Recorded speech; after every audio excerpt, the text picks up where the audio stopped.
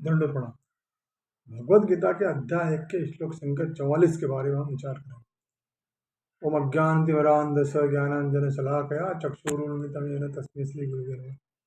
नमो विष्णुपादाय कृष्णप्रेष्ठाय भूतले श्रीमती भक्तिवेदांत स्वामिति नामिने। नमस्ते सरस्वती देवी गौरवाणी प्रचारणे निर्विशेषा शून्यवादी पाश्चात्य। जय श्री कृष्ण चैतन्य प्रभु नित्यानंद श्री अद्वैत गदाधर श्रीवासादि गौर भक्त। हरे कृष्ण कृष्ण कृष्ण हरे हरे, हरे राम राम राम। श्लोक संख्या 44 में कहा गया है, अर्जुन भगवान कृष्ण से कहते हैं, अहोवत महत पापम कर्तुम व्यवसिता वयम यद्राजसुख लोभेन हंतुम स्वजन मुद्यता। वो कितने आश्चर्य की बात है कि हम सब जघन्य पाप पर कर्म करने के लिए उद्यत हो रहे हैं। राज सुख भोगने की इच्छा से प्रेरित होकर हम अपने ही संबंधियों को मारने पर तुले हुए।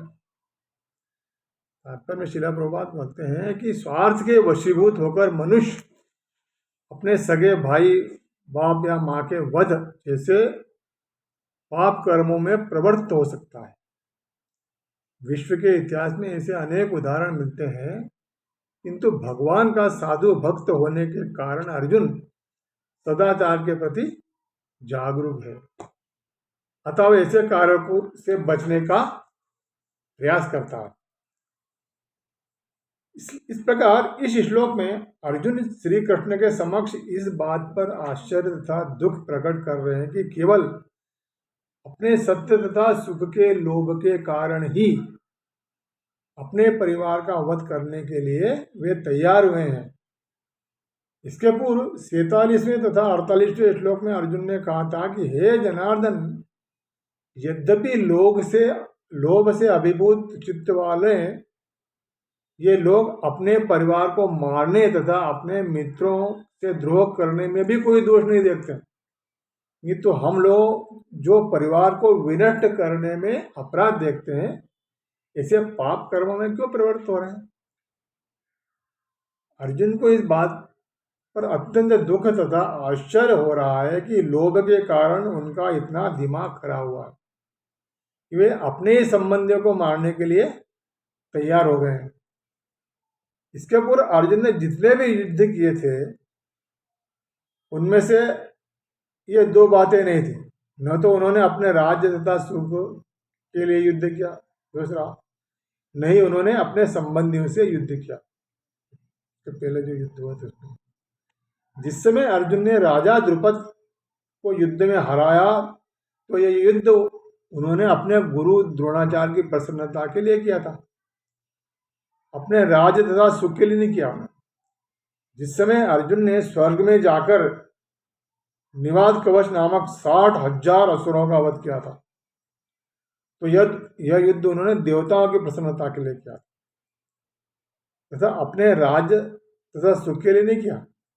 जिस समय अर्जुन ने द्रौपदी के स्वयंवर में समस्त राजाओं को परास्त किया था, तो यह युद्ध उन्होंने अपने ससुर राजा द्रुपद की रक्षा के लिए किया था, अपने सुख के लिए नहीं किया।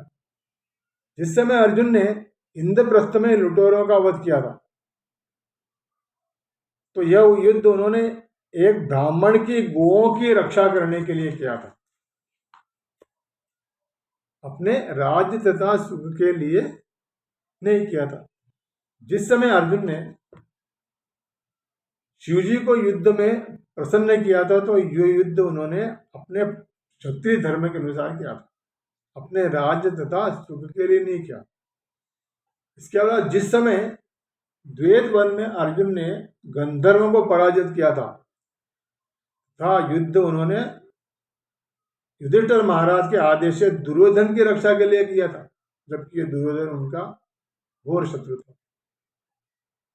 इस प्रकार हम देखते हैं कि अर्जुन ने अभी तक जितने भी युद्ध किए हैं, वे सभी युद्ध अपने कर्तव्य की भावना से ही किए हैं, अपनी इंद्रिय तृप्ति के लिए नहीं। श्री कृष्ण के चरित्र में हम यह भी देखते हैं कि जिस समय मथुरा में भगवान कृष्ण ने कंस तथा उनकी बड़ी सेना का वध किया था, तो उस समय उन्होंने स्वयं मथुरा के राज्य तथा सुख को न लेकर कंस के पिता उग्रसेन को ही मथुरा का राजा बनाया। जिस समय कृष्ण ने भीमसेन के द्वारा जरासंध का वध करवाया, तो उस समय उन्होंने स्वयं मगध देश के राज्य तथा सुख को न लेकर जरासंध के पुत्र सहदेव को ही उस समय देश का राजा बनाया। श्री राम के चरित्र में भी हम देखते हैं कि जिस समय राम ने किष्किंधा में वाली का वध किया था, तब उन्होंने अपने मित्र सुग्रीव के लिए किया था। जिस समय राम ने लंका में रावण का वध किया था, उस समय उन्होंने लंका का राज्य तथा सारा सुख विभीषण को दे दिया। जिस समय राम ने शत्रुघ्न के द्वारा मथुरा में लवणासुर का वध करवा था, उस समय उन्होंने मथुरा का राजा तथा सुख न लेकर शत्रुघ्न जी को ही मथुरा का राजा बनाया। जिस समय राम के राज्याभिषेक की तैयारी चल रही थी, उस समय भगवान राम को 14 वर्ष का वनवास अचानक दे दिया गया था कैकेयी के कारण। ऐसी स्थिति में श्री राम के पास अनेक उचित कारण थे कि वे बलपूर्वक अयोध्या का राज्य और सुख ले लेते, परंतु उन्होंने अपने परिवार में किसी भी प्रकार का विरोध न करके वनवास के लिए स्वीकृति दे दी। श्री राम लक्ष्मण जी से कहते हैं कि अपने बंधु बांधवों तथा मित्रों का विनाश करके जिस राजा को राज्य या सुख की प्राप्ति होती है, वह तो विष मिश्रित भोजन खाने के समान त्याग करने होगा, उसे मैं कदापि ग्रहण नहीं करूंगा। लक्ष्मण, मैं तुमसे प्रतिज्ञा करता हूं कि धर्म, अर्थ, काम और पृथ्वी का राज्य भी मैं तुम्ही लोगों के लिए चाहता हूं। मैं भाइयों के सुख के लिए ही राज्य की इच्छा करता हूं, और इस बात की सच्चाई के लिए मैं अपना धनुष छूकर शपथ लेता हूं। हरे कृष्णा। दंडवत।